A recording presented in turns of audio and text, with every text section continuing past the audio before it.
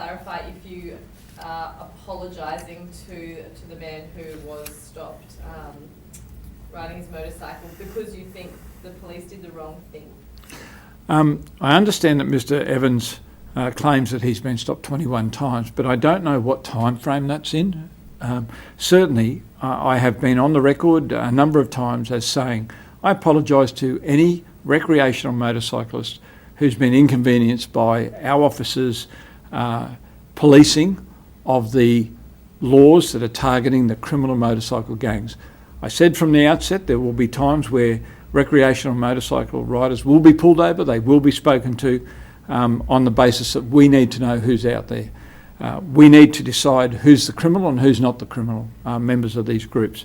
So certainly I am apologising to him if it's fact that he's been pulled over 21 times since these laws have been put in place. But on the other side of that, we have to balance that with the outcome for the community. The outcome is that our policing under this new legislation targeting criminal motorcycle gang members has resulted in over 500 of these people being arrested on about 1,000 charges. That makes Queensland a safer and better place for all of us. Has the police had any contact with him since this video has been posted? Not to my knowledge. Certainly, I'm not, just so that I'm on the record and I'm clarifying this very carefully, I'm not apologising for what my officers did. I want them to go out and police these laws to the full extent because that's what I think most of the public want us to do. What I'm saying is that occasionally other people, innocent people, will be inconvenienced, and I apologise for that inconvenience. So have you been able to look at whether or not he has been pulled over 21 times? Not every intercept is going to be recorded. We know that. Certainly, I'm making some inquiries to try and clarify how many times this person has been pulled over. Do you think that in the video interaction there was any evidence of harassment? No, I don't. In fact, I think the video shows very clearly just how professionally our people are acting in what is a very complex environment. And I thank the gentleman, I think his name's Evans, I thank him for his consideration as well. Certainly I know that he was filming our officers and asking questions of our officers, and I think they conducted themselves quite reasonably under the circumstances. Do you think that any damage can be done to, or any damage to the police reputation when a video like this does go viral, as they say? Oh look, I'm glad that people are seeing this video. There are lots of similar videos that we see all the time because not only is there CCTV out there that records a whole range of interactions between police and the community, but police often record these things as well. So we often see this type of interaction.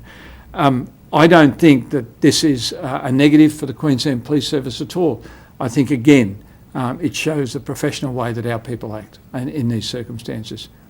I'd like to also clarify that the Queensland Police have we think in the vicinity of about 6 million interactions with the community every year. The number of complaints that we actually receive, and bearing in mind that I'm not aware of any official complaint from this gentleman, the number of official complaints we receive is minuscule when you take that into account.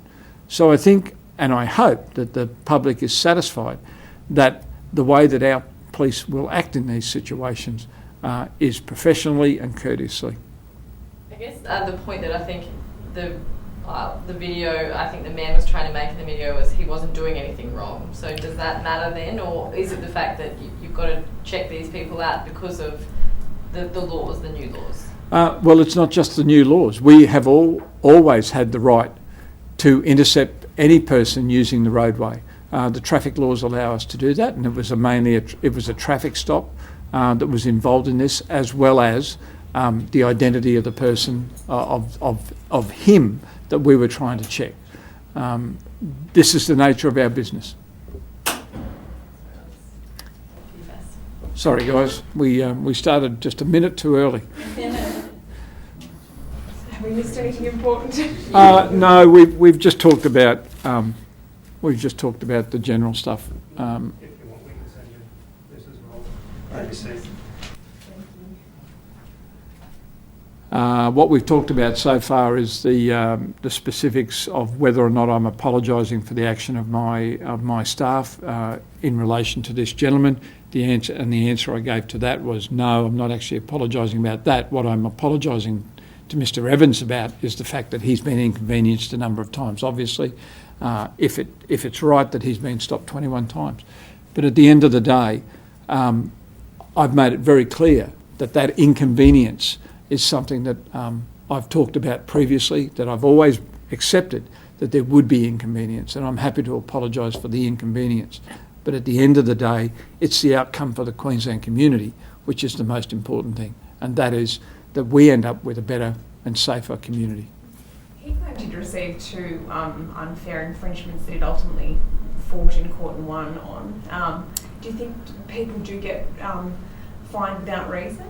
No, not at all. I mean, we have a wonderful system of justice in this state that even though an officer believes that someone's committed an offence and will hand out an infringement, or to that matter will even arrest a person, there are methods of appeal and a court process which allows that to be determined by an independent tribunal, the courts. So, I think that's one of the great strengths of the justice system in this state. So has there been a complaint made from this man against the police? Not that I'm aware of. What do you think about filming of incidents like that? I mean, it is somewhat inflammatory. How do you feel about officers being filmed doing their job? Look, it happens for our officers every day. In fact, we tell our officers, please, do your work as though it is being recorded electronically, either by film or by audio. I think that adds a level of governance to the whole process. Police often film interactions with other members of the public, particularly in these days of smartphone technology. Our police have to be used to the fact that at any time in their public life, doing their job, they could be recorded. And I see no problem with that, and I don't think most of our officers have any problem with that either. So just because you're not apologising for your officers, is that the general gist? Sorry. That's all right. You do that first, and then I'll finish it. Sorry, I just want to clarify what your question was. Gee, it must be a slow news day. Thanks for your. You okay? Yep. Sorry. Now, The comments you made to the ABC, that was not, you're not apologising for your officers' actions in relation to that incident, is that? no, that's exactly right. I expect my officers to go out and do these jobs every day. What I'm apologising to the gentleman is over the inconvenience of being stopped, and I'll apologise to him again if he's stopped again. That's the nature of what's happening in Queensland.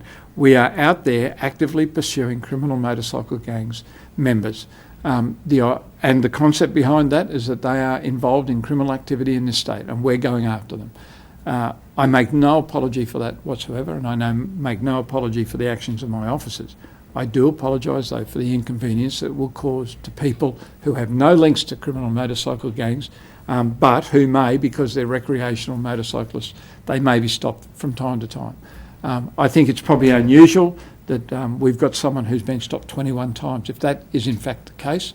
But again, I have no concern in saying, look, I'm sorry that that's happened to you, but please look at the greater good for the state of Queensland and for the whole community.